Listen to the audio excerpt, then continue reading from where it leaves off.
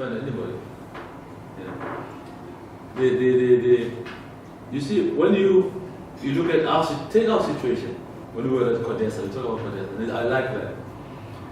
There were very big problems which people thought were intractable. We always found solutions. We always surprised the country in the morning announcing a breakthrough.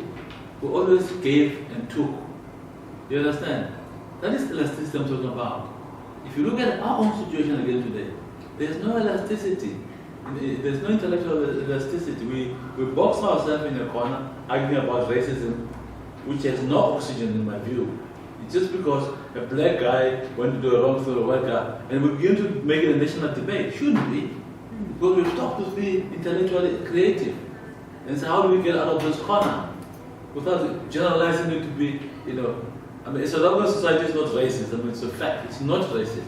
But if I go and kill white people, it doesn't mean black murderers. Or you kill a black people, it doesn't mean white people black murderers. It's you and me who must face the music.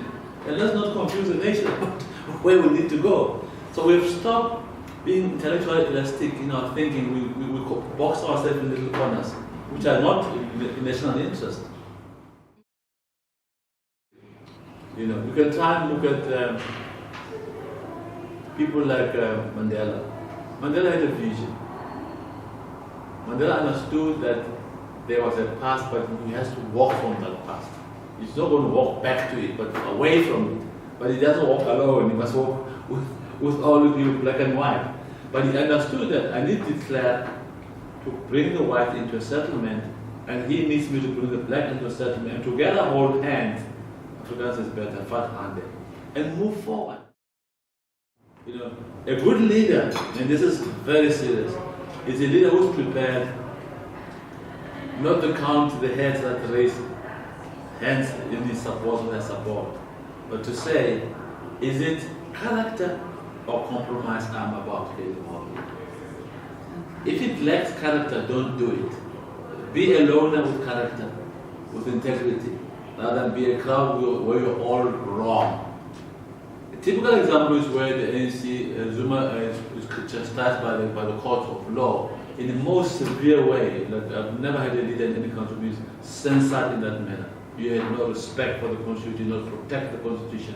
And then he fabricated this silly apology, which I will never accept to my grave. And then people say, we forgive him. We don't even forgive him for what? And of course, he must stay as president. Now that's a serious ethical compromise, which I have refused to endorse. On the face of it, it doesn't look like it's moving. It's moving, but when it starts showing, it will explode. Okay. Because people know it's true. It's true. When Thabo Mbeki said, the world says we have lost respect. I'm now on the record. Okay. He's telling the truth.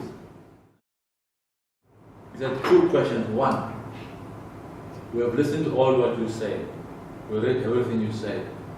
We support you. The ANC must never be allowed to die. Its values must live on. I said, why?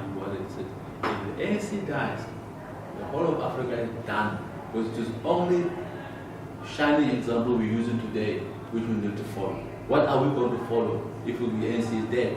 So what your position you're taking is that you must understand as part of why we get in the award is because you guys have taken a stand also against what is wrong.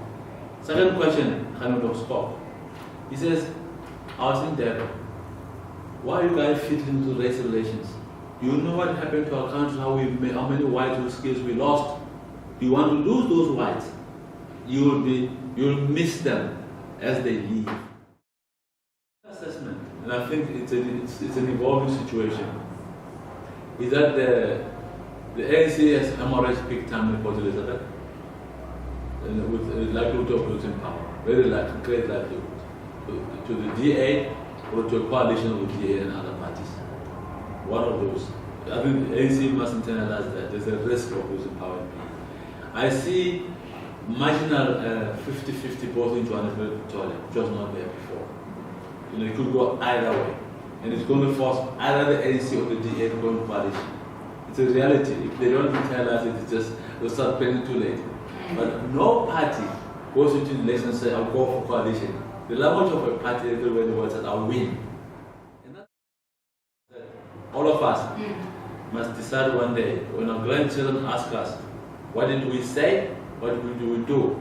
We need to give our grandchildren the right answers. I said, for me, that is the test. If we're going to fail to explain what we're doing now to our grandchildren, then we fail the nation, we fail ourselves.